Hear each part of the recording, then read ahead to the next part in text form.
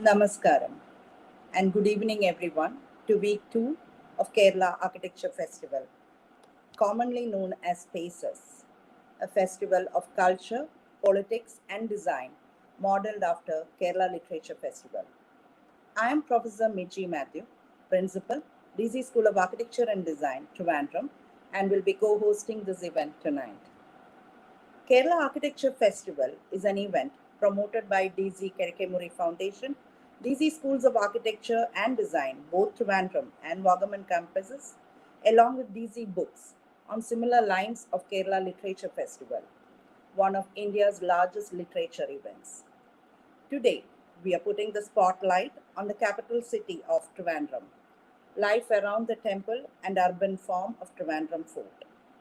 Our distinguished speakers for the day are architect Sharath Sunder and Dr. Bina Tharakan. As we all know, the city of Thiruvananthapuram translates to the city of Lord Ananda, referring to the principal deity of the Padmanabha Swami temple, who is enshrined in the Ananda Shayana poster. Both our speakers for the evening, architect Sharath Sunder and Dr. Bina Tharakan, has carried out immense research around this temple and the fort area surrounding it. They have also been organizing heritage walks in this area regularly. Architect Sharath Sunder has done his Bachelor of Architecture from College of Engineering, Trivandrum, and later his post-graduation in Conservation from School of Planning and Architecture, Delhi. He is also the author of The King's Craftsman, a book which documents the history of the extinct craft of ivory carving in Kerala. He regularly contributes articles for the Hindu on history, art, architectural and cultural heritage. Architect Sharath Sunder is a member of the Conservation Committee constituted by the Honorable Supreme Court of India for the Sri Padmanabha Swami Temple in 2017. He is currently working as a faculty in College of Engineering, Trivandrum. Welcome, Architect Sharath Sunder, to the 2021 online edition of Kerala Architecture Festival. Our next speaker, Dr. Bina Tharakan, is an archaeologist and a heritage consultant. Based in Trivandrum since the past 10 years, she is the founder coordinator of the Heritage Walk Trivandrum, voluntary initiative started in 2013. Previously, she was a special officer for the Government of Kerala's UNESCO World Heritage Listing Project. She holds a PhD from the Deccan College, University of Pune, in archaeology. She has taught and has been part of several public awareness and outreach programs on history and heritage in her previous home-based cities in India and abroad. She has maintained columns on history and heritage in Deccan Chronicle, Deccan Herald, as well as the Hindu, and is a published author for young adults. Welcome, distinguished speaker, Dr. Bina Tharakan. We appreciate all viewers who are present online and kindly request you to send your requests in the comment box. Without further delay, let's welcome both speakers, Dr. Bina Tharakan as well as architect Sharath Sunder, to exchange and express views on the city of Thiruvananthapuram, life around the temple and the urban form of the fort. Over to you, Dr. Bina. Good evening. Thank you, Miji. Good evening, friends. And thanks to all the organizers and the team for this opportunity. Today's topic, life around the temple, urban forms of Trivandrum Fort, is of special interest to me as an archaeologist, because history becomes interesting and relevant when it is understood as a dynamic, ongoing process. Especially so when we try to understand how small hamlets become villages and subsequently into towns and capital cities. Not all hamlets grow to become important areas of land, trade centers, or educational hub or into capital cities. But in the case of Trivandrum, or Thiruvananthapuram as we like to call it, This change from a small settlement around the magnificent Sri Padmanabha Swami temple to a fortified capital city of the Travancore Maharajas happened less than 300 years ago in the later half of the 18th century. It was a very significant move to shift the capital from Padmanabhapuram at a distance of 50 kilometers in Takkale district of Tamil Nadu to this temple town, maybe perhaps even not a town, a small village surrounding the temple. Besides the purpose of such a move, which no doubt was of strategic reasons, it would be interesting to look at the changes this form of urbanization brought about in this small village of Trivandrum, which at that point, I mean, there are several historical records to tell us about what this small hamlet or the small village around the temple was like. And I think Sharath, who has done a lot of research in this area and is pretty much an expert in this area, what do you think, Sharath, was the reason why this capital was shifted? You know, why did they have to? I'm sure there would have been strategic reasons, definitely, as a kingdom, there must have been but other than that, what were the reasons why this particular locality was chosen? Okay. First of all, thanks to Spaces Kerala Architecture Festival for providing a platform to discuss the history of Thiruvananthapuram. Now, regarding the question why the capital was shifted, there is still a debate going amongst historians on the exact time in which the capital was shifted. Some people say that Martandavarma, who is the father of modern Travancore kingdom, after he consolidated the kingdom and established Travancore from the old Venad kingdom, had offered his lands to Padmanabha Swami at the Padmanabha Swami temple that is known as Tripadidhanam, and following which the capital was shifted to Thiruvananthapuram. But that is not the case, because if you look at the early history of the rulers of Travancore, their predecessors were known as the rulers of Venad kingdom. That was a small kingdom that is roughly placed in southern part of Kerala, covering certain regions from the Kanyakumari district, Trivandrum district, and going up to Kollam. So what happened was that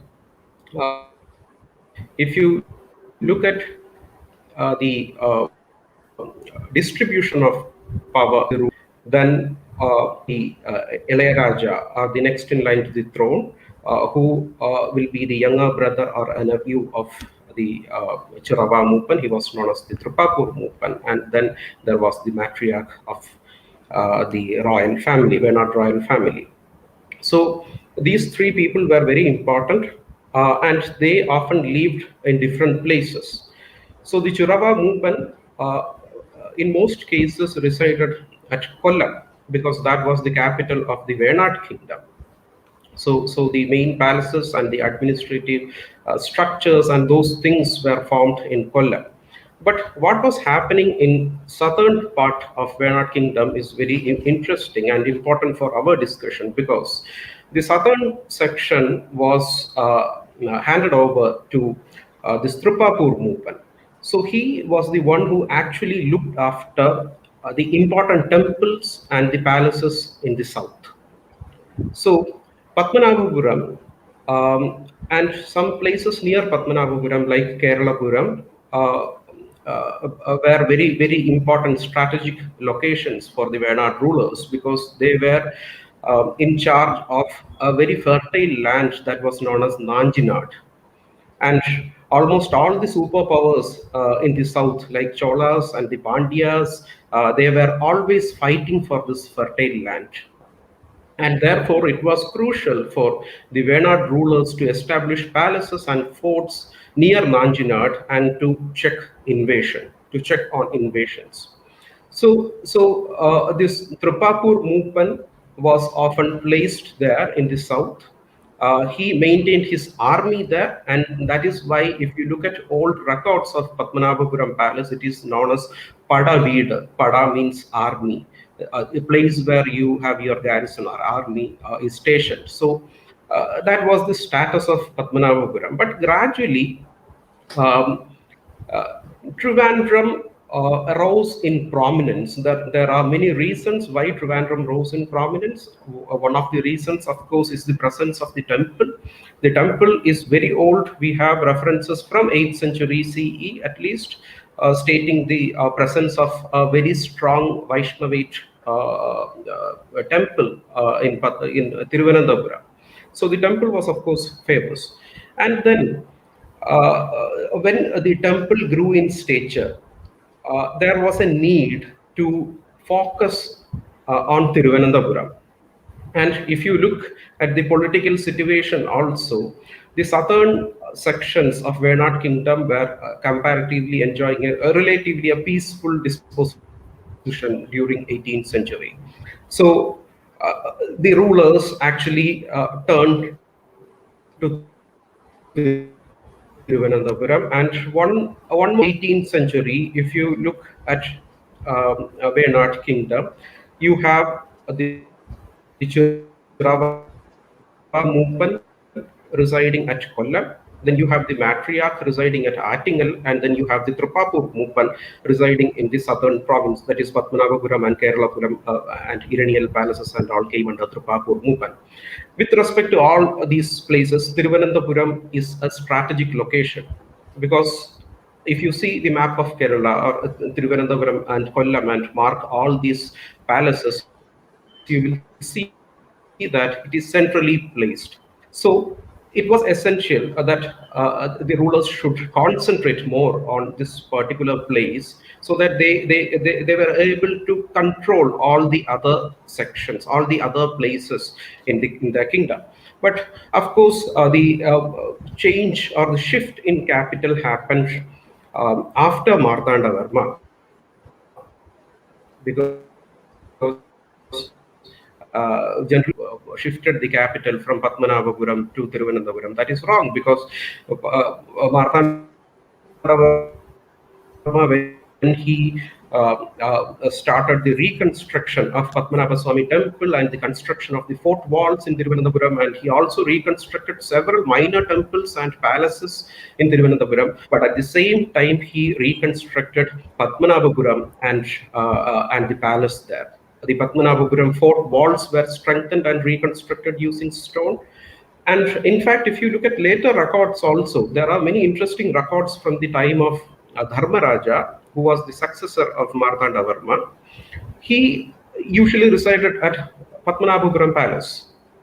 We have accounts of foreign dignitaries visiting the Maharaja at Padmanabhapuram Palace. So Padmanabhapuram was very important during the time of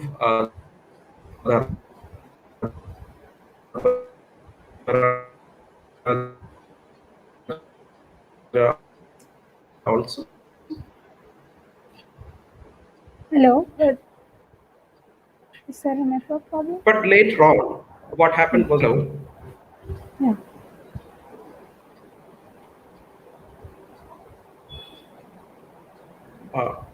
okay, is it audible? Yes. It Yeah, works. It is audible, There right? was a slight connectivity issue, but it's okay. Yeah. So later on, it was only after Dharmaraja's period that the capital was actually shifted to Thiruvananthapuram. It was a gradual process. It happened slowly, and it was only during the time of Avattam Tirunal Balaramavarma, successor of Dharmaraja, that the shift took place completely. So, as I always say, like Rome was not built in a day. Similarly, I mean, no capital city can be fix a date to say, I mean, I feel, fixing a date to this was the date when the capital was shifted is quite not the right way to see it. So it was a gradual process, as you said. But when the planning happened, I'm sure a lot of planning must have happened as to how exactly this small temple town should now function as a capital city. So there must have been a lot of planning that went behind it. So we must be having a lot of records also which talk or discuss about these matters also, right? Yes, yes. In fact, we are fortunate to have uh, several records on this Tapati who actually designed or restructured the old settlement pattern in Thiruvananthapuram and also in Padmanabhapuram. His name is Keshavan Vishnu Tradan Nambudiri. He was a Vastu expert and a Sthapati. So we see that when Martandavarma became the king of Travancore, in 1728. Just after that, he starts or he commissions a massive reconstruction activity in Tiruvananthapuram. So he calls this Tapati, Keshavan Vishnu Tratan, and he is asked to redesign Tiruvananthapuram, which, if you ask an architect, is a nightmare for an architect. Such a project will be a nightmare for an architect because Thiruvananthapuram, as you know, is a very old settlement, and we have what records of scattered settlements, not very dense settlements, but scattered settlements around the temple from as early as 13th century. We have a lot of records of many madhams, a few palaces and houses of various tenants of the temple lands residing around Padmanabha Swami temple. But of course, the fort wall was not there. There was only a wall that surrounded the temple. Therefore, the temple, Padmanabha Swami temple, was also known as Madilagam. And it was actually a Sankedam. Sankedam means it was a temple state because it was very powerful, and the temple itself was controlled by a council that is known as Ettara Yoga. And therefore, if you look all across Kerala, you will find several Madilagams, temples known as Madilagams, and these Madilagams are all great temples. So Padmanabha Swami temple was, of course, a great temple, a Madilagam, a Sankedam. So there were settlements scattered around. There were other activities going on. There were processional routes associated with the temple. And when Keshavan Vishnu Tradan came to take over the project, his client is the Maharaja, and that too a very powerful Maharaja. And he was asked to restructure the settlement and to design and construct a fort to what try to and bring in all the settlements, the major houses and major institutions inside the fort walls. So that was not at all an easy task because he had two projects. He had to work in Thiruvananthapuram. He had to redesign the temple, reconstruct the ancient Padmanabha Swami temple, and design the fort walls, the processional routes, etc. And then at the same time, he was also involved in the redesign of Padmanabhapuram Palace and the settlement surrounding it. So just like what he did in Thiruvananthapuram, he made a design for the old settlement. He restructured the old settlement in Padmanabhapuram too. So it is very interesting because his process towards this project is very interesting. Because as I mentioned, he was a Vastu expert. He of course knew all the Vastu texts and the rules set out in Vastu and all those things. But his main challenge was to keep the temple as the core in Thiruvananthapuram, Padmanabha Swami temple as the core. And while he restructured the settlement, he was not allowed to touch or replace certain buildings. Like there were many important, very ancient temples scattered around Padmanabha Swami temple. There were madhams, there were some palaces also. So there were a lot of restrictions also. So his process is in fact very interesting. His process towards this project is very interesting because while he restructured the entire settlement, constructed the fort wall, the fort area is 55 hectares, and it is 900 square meters. So inside you have a whole lot of settlements belonging to various communities. They were given, the sectorization was done according to their social status. But what about the prime property? That is the place where you construct the temples. It is very interesting. In Manishyalaya Chandrika, it is mentioned that the apt place to construct a residence can be determined by many factors, and one of the determining factor is the presence of a temple. And if you compare Padmanabhapuram and Thiruvananthapuram, the plan and the scale of the project is almost similar, but the basic idea applied or the concept behind these two projects are entirely different. Because in Thiruvananthapuram you have a temple dedicated to a Shantamurti, that is Padmanabha Swami. He is a Shantamurti. So Manishyalaya Chandrika says that if you have a Shantamurti, then the apt place to construct a residence is on the right hand side of the Shantamurti, and that too in front of him. Okay, but if you look here in Thiruvananthapuram, if you look at a map of Thiruvananthapuram fort area, you will see that that principle is followed here. You have the palace complex, the Valiya Kottaram complex, consisting of Kudiramaliga, that is the palace constructed by Swadhi Tirunal, Ananda Vilasam, Krishna Vilasam, and various other very old palaces located on the southeast side of Padmanabha Swami temple. And now southeast side of Padmanabha Swami temple, if you see the deity, that is on his right hand side and in front of him. But the design is on the what it is extremely different procedure that he followed in Padmanabhapuram, because people often go to Padmanabhapuram and see Padmanabhapuram palace, and they think that Padmanabhapuram palace is the core of the settlement. But palace is not the core of the settlement there. Actually, the core of the settlement there is a very ancient temple by the name Nilakanta Swami temple, a Shiva temple. And Padmanabhapuram palace, here in Thiruvananthapuram, Padmanabha Swami temple faces east, and the palaces, main palaces face east or the southern direction.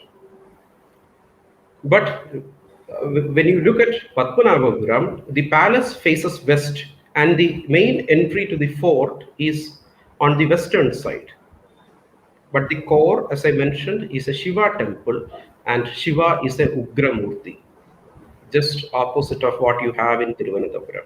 So Manishyalaya Chandrika again states that if you have an Ugramurti, then the apt place to construct your house is on the rear side of the Ugramurti, on his left hand side. Now, if you look at the map of Padmanabhapuram, that is the exact place where Keshav and Vishnu Trathan has restructured the old. Of course, the palaces were there, few buildings were there, but Martanda Varma's reconstruction project enlarged that palace complex, and all those things you see on the rear side of Nilakanta Swami temple, on the left hand side of the deity there.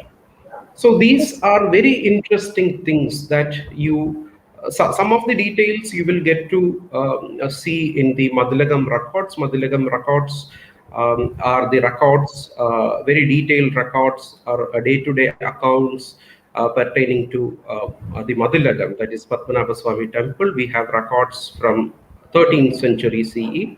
So those records hold valuable information regarding construction and how the construction proceeded and what all structures were constructed.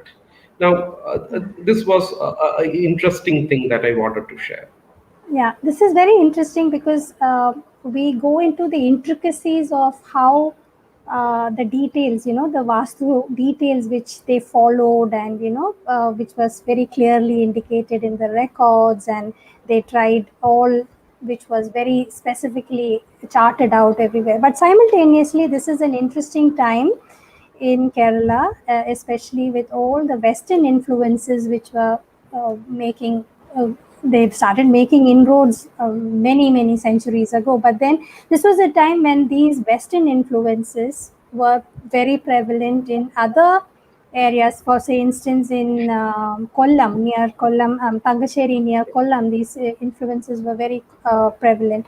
So how did, at this juncture in the later half of the 18th century, as we are talking, how were these Western influences seen, and how were they, whether they were incorporated at all, or they were kept out beyond the fort walls?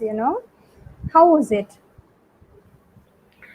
That's a very interesting question, because if you see what happened in Thiruvananthapuram, as I mentioned, Thiruvananthapuram was actually a temple town, and the population, if you see here, where the very orthodox Brahmin population and people who were mostly working for the temple and tenants of the temple properties and all. So it was an orthodox kind of settlement that did not actually happily embrace all those Western elements coming in during that point.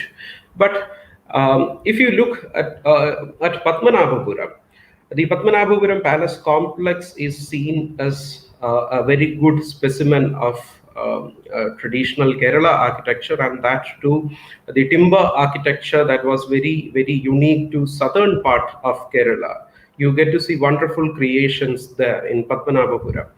And now, if you are familiar with the palace complex, when you visit the palace complex, almost all the structures that you see there at first are traditional structures. But when you walk in, and if you look carefully, you will see some kind of Western elements being used or incorporated into these buildings. For example, the oldest structure in Padmanabhapuram Palace complex is, of course, the Thai Kottaram.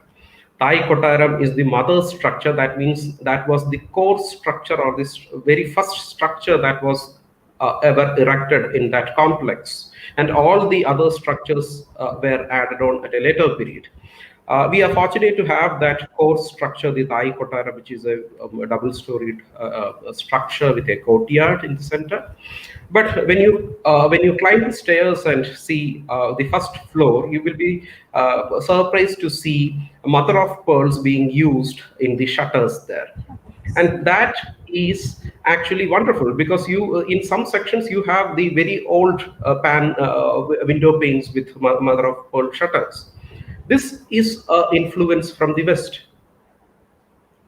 So likewise, if you walk towards the eastern side of the palace complex, you have a mansion which is known as Indra Vilasa. So the scale of all the buildings, majority of the buildings in Padmanabhapuram Palace complex, you see the traditional Kerala kind of spaces. The windows are small, ceiling heights are very much lower when compared to modern constructions. The door sizes are much smaller than the standard sizes we are used to in these days. But when you walk through a gallery connecting the palace complex, and when you enter into this particular structure that is known as Indra Vilasam, the scale changes, the building materials used for the construction changes, and even you will see large windows there, and balconies and elements that you will see in colonial structures being incorporated in that structure. So the history of that structure is also interesting. It is said that Indra Vilasam was constructed during the reign of Martandavarma, and Martandavarma's trusted minister Ramayan Dalava was the one who supervised the construction. But for all the orthodoxy associated with these places, the palace complex, this structure is unique because it was a guest house and it was constructed by the Maharajas to accommodate dignitaries who came to Padmanabhapuram Palace. So, Likewise, in the fortified in the fort complex of yes, Trivandrum, do we have structures which incorporate colonial elements within the fort yes, complex? yes. Actually, if you look at Padmanabhapuram, the construction of Indra Vilasam happened sometime during 18th century, late 18th century. But when it comes to Thiruvananthapuram was not so keen to embrace all not Thiruvananthapuram. The fort area was not very keen to embrace Western elements. So we have buildings constructed during 18th century, late 18th century by Dharmaraja and even by Martandavarma in pure traditional style. And in many cases, we see little bit of European influence coming in, but that is not very much evident in those constructions. But everything changes during early 19th century. So we have to, if we look at the larger context, I hope all of you know about the Kundra proclamation and the revolt that happened in Travancore against the British. And Veluthambhi Dalava, the Diwan of Travancore Rajas, were the instigator of this revolt. And what happened after that was, of course, Veluthambhi had to flee Thiruvananthapuram, and British gained an upper hand after the revolt. And they actually shifted their cantonment to Thiruvananthapuram. They established a cantonment here in Thiruvananthapuram, which we now know as Palayam. That place is known as Palayam. So after this direct association with Western power, we see that the rulers, the later rulers, also were very keen to embrace Western traditions, and with regard to architecture, the Western tastes in architecture also crept in, and it became very much popular with the elite classes. So actually, it is very interesting because we have records from Dharmaraja's period, that is late 18th century, of European dignitaries presenting the Maharaja with oil paintings and art prints. And all these things came from Europe, and the Maharaja had all these things framed, and he put all these things in the palace collection. But influence on architecture was minimal. But when it comes to the reign of the Maharani, that is Maharani Lakshmi Bai, Swati Tirunal's mother, and later on we see that many many structures influenced by the colonial architecture style were constructed inside the fort area. And of course, we have a record which states that the Maharani calls in a European engineer by the name Grant, and he is asked to design some buildings within the fort area for the personal use of the Maharani. So those structures, some of the structures are still there. So the first structure with evident European features to come up inside fort area was the Malika of Sri Padam Palace complex, a double-storied structure with a lot of European features on the facade. I think the core structure of this palace was old, but I think the front area was what was later added on as in the colonial elements, right? Yes, in fact, Sri Padam Palace is one of the oldest palaces in the fort area, because we have records from 14th century CE pointing to the existence of Sri Padam Palace. That, of course, is a small palace. It was a palace with a courtyard in the center, a small structure. But the Maharani added this double-storied Malika in front of it, a mansion in front of it. So that was the first building with evident colonial features to come up inside the fort area, and it is located on the northern side of Padmanabha Swami temple, near the northern Gopuram of Padmanabha Swami temple, and on the other side, on the southern side of the temple also, she constructed another palace which is now known as the Kuri Banglava or Kuri Maliga.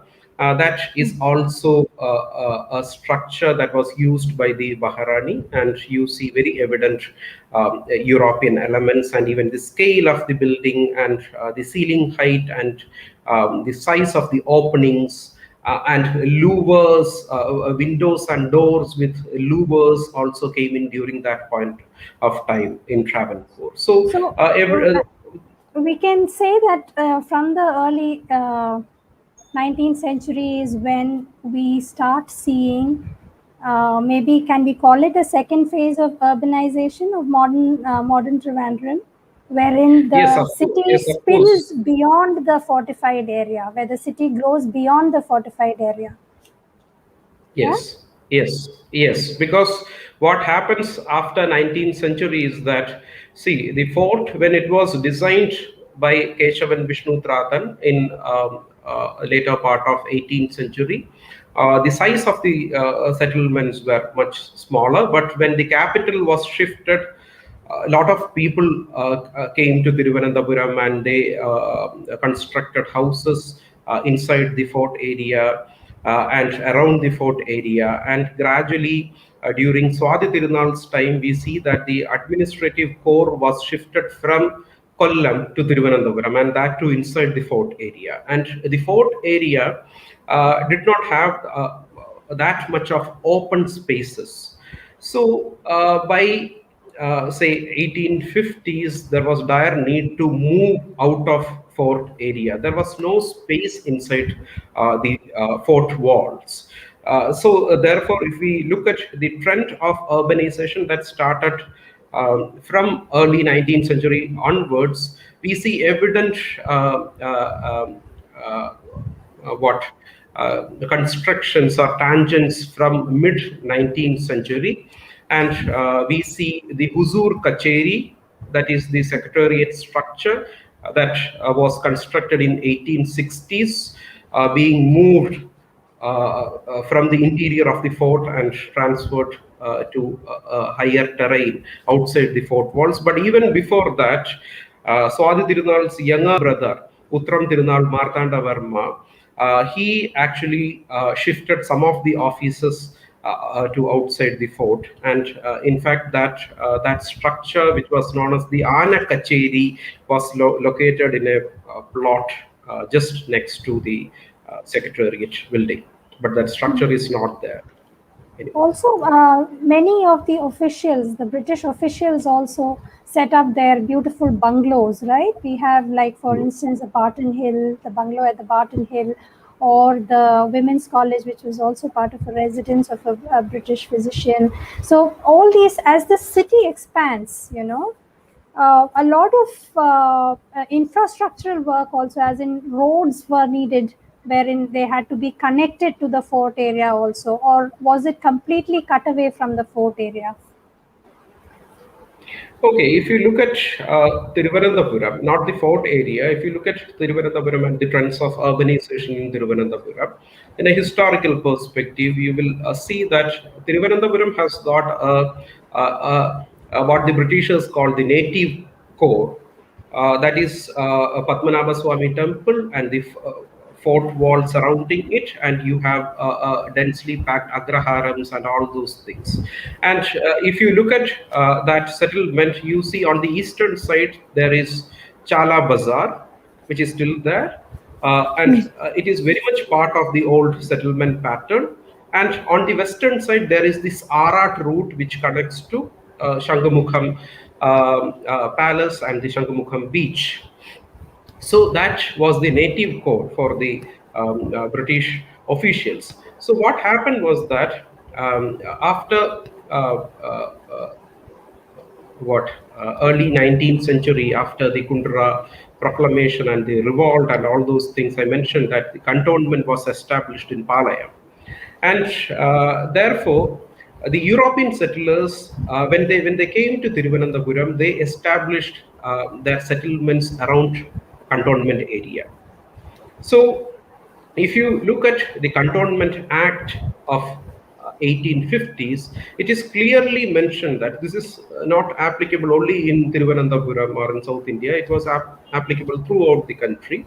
For establishing cantonments and settlements associated with cantonments, Europeans always wanted their settlements to be away from native core, because they believed that most of the diseases were airborne, and if you live near the native core, which they considered to be filthy places, because there are reports which states that the drainage system and all these things are not up to European standards. And of course, a lot of people stay together in dense clusters. It was not safe for Europeans to reside anywhere near these native cores.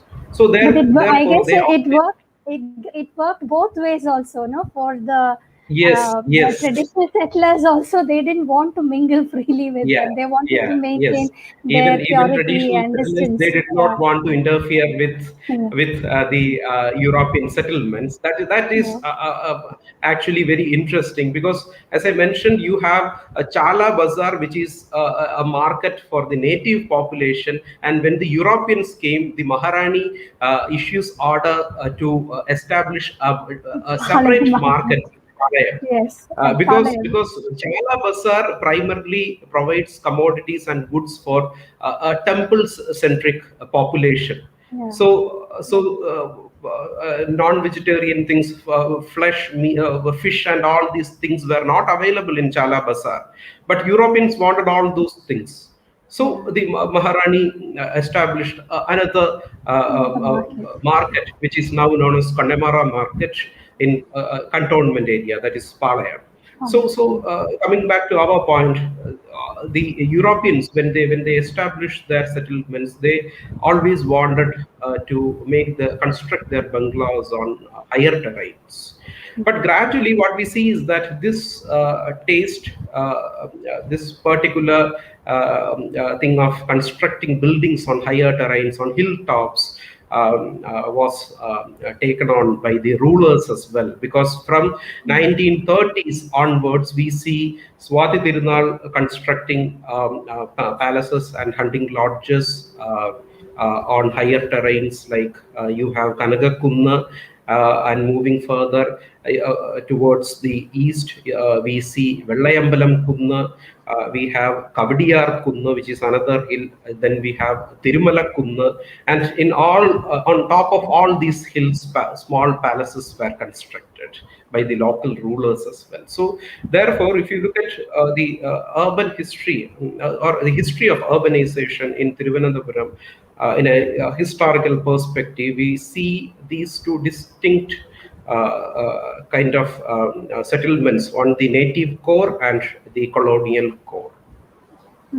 But they did gradually, as a trend also, these colonial features were quite liberally adopted by the ruling family, and gradually even by the locals, the people, the wealthy or Yes. the affluent privileged class also adopted these, isn't it?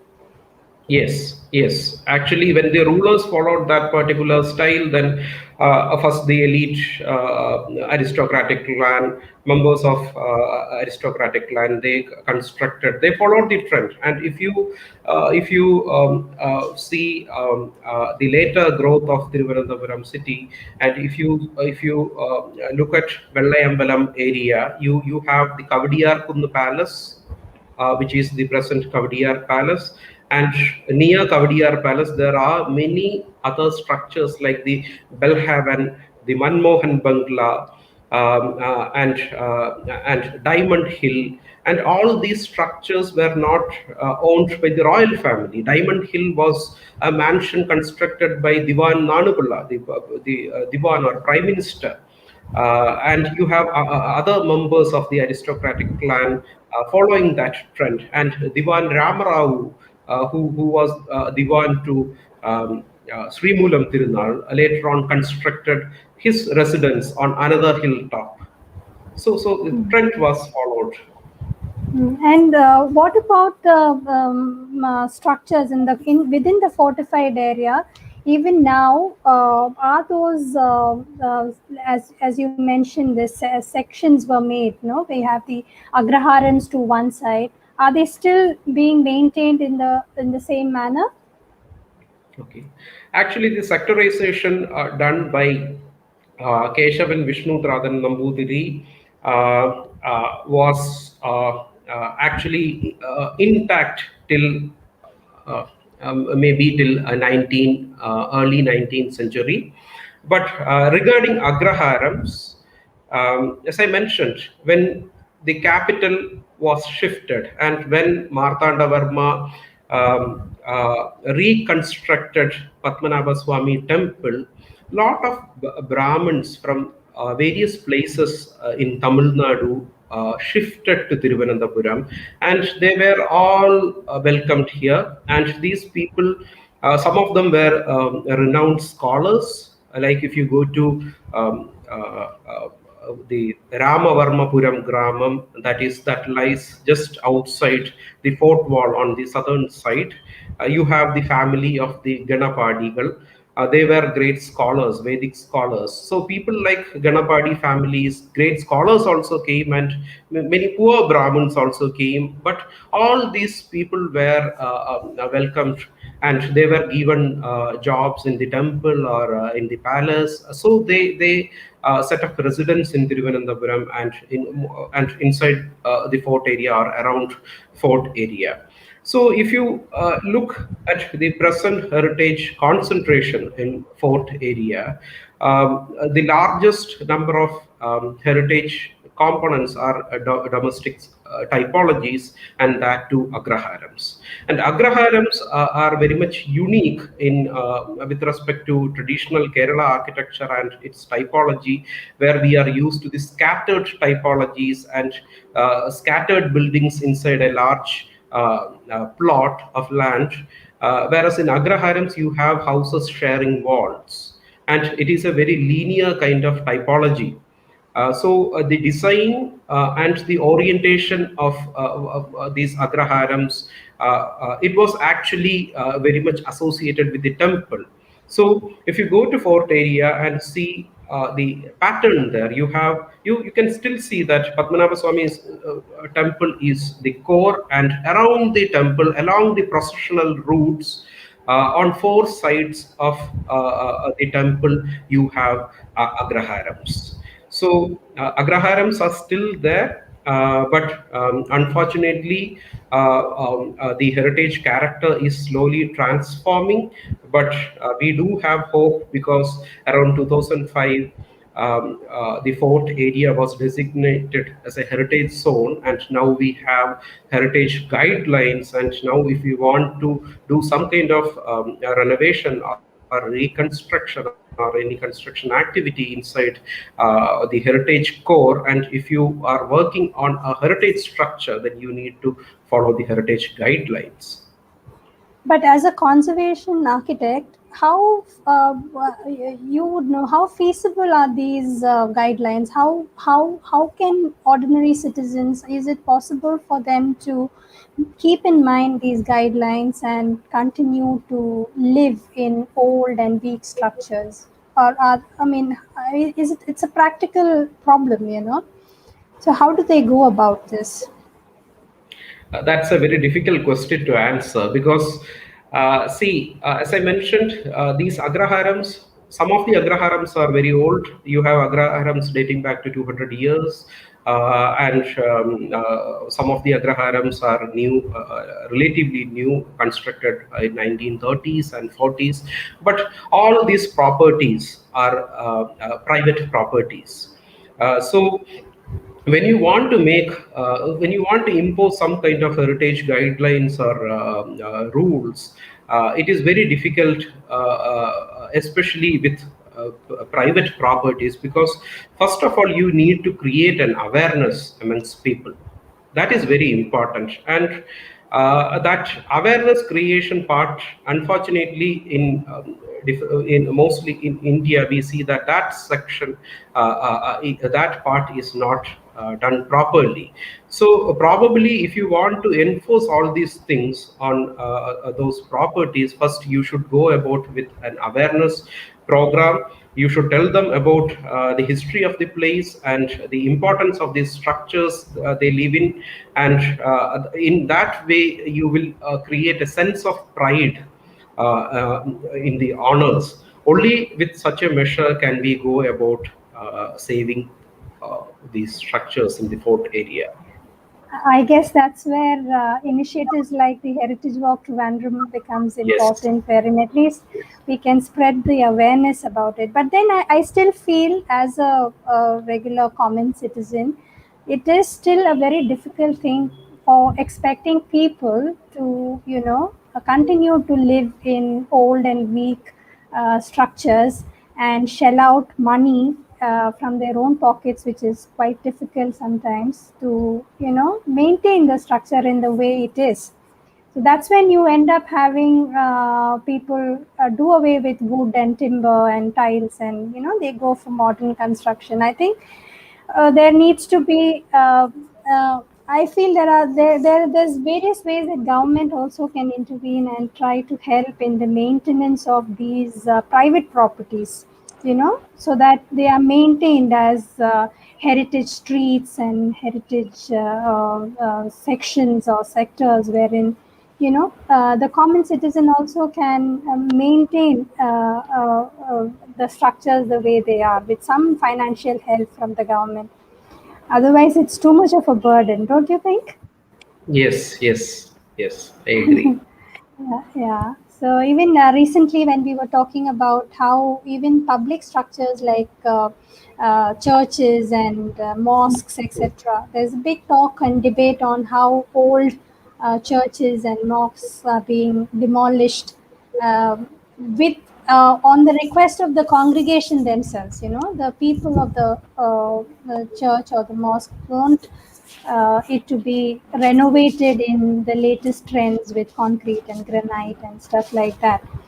But that, I think, is something wherein awareness and a little bit of activism can help to, for us to intervene and ensure that those structures, these grand old structures, are maintained and not Yes, demolished for new ones. Isn't it? Yeah, yes, Vijay. I agree with you completely, Bina. Yeah. These old structures have to be maintained and Hmm. conserved properly, and that's where the role of a conservationist like Sharath comes into picture, and even yours, Bina. Your role in maintaining interest in this invaluable history of Thiruvananthapuram it's indescribable, honestly speaking.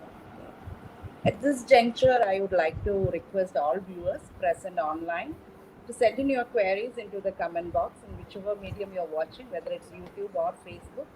Please send in your comments and any questions you have. Dr. Bina and Architect Sharath would be gladly willing to answer your questions.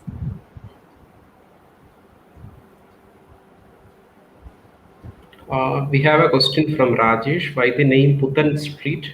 Why is it built outside fort? What kind of status the residents occupied in the temple history? So Putan Street, I think, is the street that's in front of Sri Varaham temple, which is a very old temple located on the southern side of Padmanabha Swami temple outside the fort area. Of course, Keshavan Vishnu Tratan, I think, was not asked to include that temple inside the fort area. So it is still there outside the fort. So Putan Street, if you look at the Agraharam settlement, so Putan Street, you have Agraharams. That Gramam is known as Ramavarmapuram Gramam. You have three or four streets of Agraharams. There you have Anavan Street, you have first Putan Street, second Putan Street, and several other streets there. I don't remember all the names now. But why is it named Putan Street? But generally people think that Putan means new, And that those settlements there came up during the time of Martandavarma. That is when he constructed the fort, and when the residents came, the agraharams were constructed inside the fort area. There was not enough space inside the fort, and therefore he had to construct all these streets and agraharams outside the fort. That is the general story that we hear.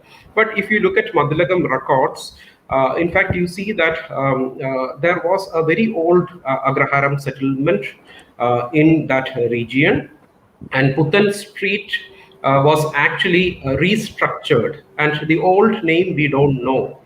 Because Anandapura Varnanam is a text from 14th century which mentions a Shiva temple in that area. But that temple's name we know as Agnishwara Shiva temple. That temple is still there, but we don't have any further details about the old name of Puttan Street. So probably the settlement there was restructured. It was only restructured during the time of Martandavarma, and probably he expanded the old settlement there. And therefore, when something old was pulled down or replaced with a new construction, it came to be known as Puttan Street. It was built outside the fort area. Yes, it is outside the fort area. That is because it is an old settlement, and you have a very interesting thing there. Because if you generally read about agraharams, it is mentioned that on either side of agraharams, you should have two temples, one temple dedicated to Shiva and one temple dedicated to Vishnu. The axis is only visible in Puttan Street. That is, you have Agnishwara Shiva temple on the east, which is an insignificant temple today. It is very hard to find out the exact location of the temple, but it is still there. It is known as a Bhajana Madam temple or something like that today. But on the west of that temple, to the west of that temple, you have Varahamurti temple, which is a temple dedicated to Varahamurti, that is Vishnu. So you have a Vishnu temple and a Shiva temple on either side. So the very idea of creating an agraharam holds good only there in Puttan Street. So probably that is a very old settlement, and that is why Martandavarma and even the later rulers decided to maintain it like that. I think we have a few more questions coming. Yeah. There you Yes, we have one question. Was there a major change in urban fabric of Trivandrum by the British invasion? I think we should first, it shouldn't be, it's not an invasion, I mean, yes. I think it is wrong to use words like invasion. It's a phenomenon which happened as the British took more and more control over. It was a lot of things changed in the urban fabric of not just Trivandrum, of the whole country and the entire subcontinent. There was a lot of changes that went through. So I think we already discussed about structural changes that happened in Trivandrum, because basically the settlement expanded beyond the fortified area. You start seeing settlements coming up well beyond the fortified area. That is what in Trivandrum that we see majorly. The major change in the urban fabric of Trivandrum. That is what we see. Settlement came up well beyond the fortified area.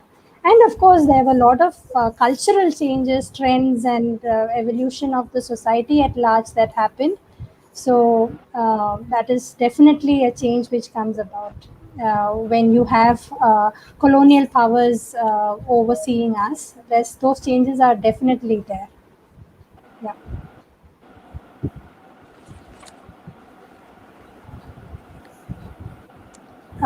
Yeah, Sharath, you could take this. Yeah, how the name Thirividankur came up.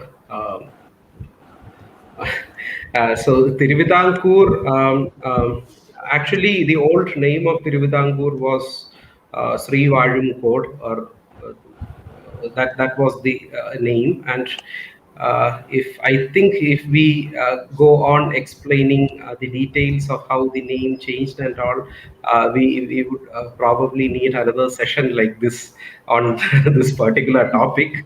But simply, it was Sri Vazhum Code, and later on it got transformed to Thiruvidampur. We can definitely think of another session too, Sharath. Okay.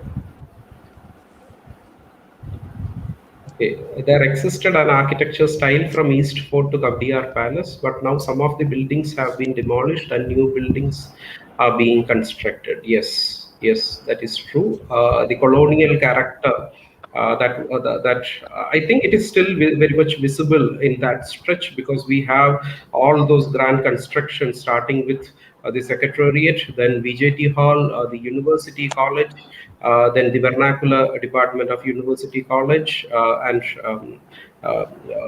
what the public library, and all those wonderful structures are still there. But sadly, some of the beautiful buildings, especially some of the old bungalows, were demolished. We always have a problem with privately owned buildings. When it is a public building, the government can undertake and do what needs to be done with in terms of maintenance, preservation, and But then privately owned bungalows, unfortunately, there's not much the government can do unless the structure itself has some historical significance beyond just the architecture. If it has some historical significance, is when the government will intervene and try to preserve and protect it. But otherwise, privately owned bungalows, it's very difficult to insist that they be preserved. Yeah. That's all with respect to questions, I think. So thank you very much, Architect Sharath Sunder and Dr. Bina Tharakan, for that very interesting and informative session on the intricacies of planning of Thiruvananthapuram Fort area. We'll be closing today's session now, but looking forward to meeting all of you for the Kerala Architecture Festival online edition tomorrow at 8 p.m. to discuss the cultural mosaic of Kerala with Mr. Bonnie Thomas and Mr. K.J. Sohan. Till then, good night, everyone. See you tomorrow. Thank you. Thank you. Thank Thank you.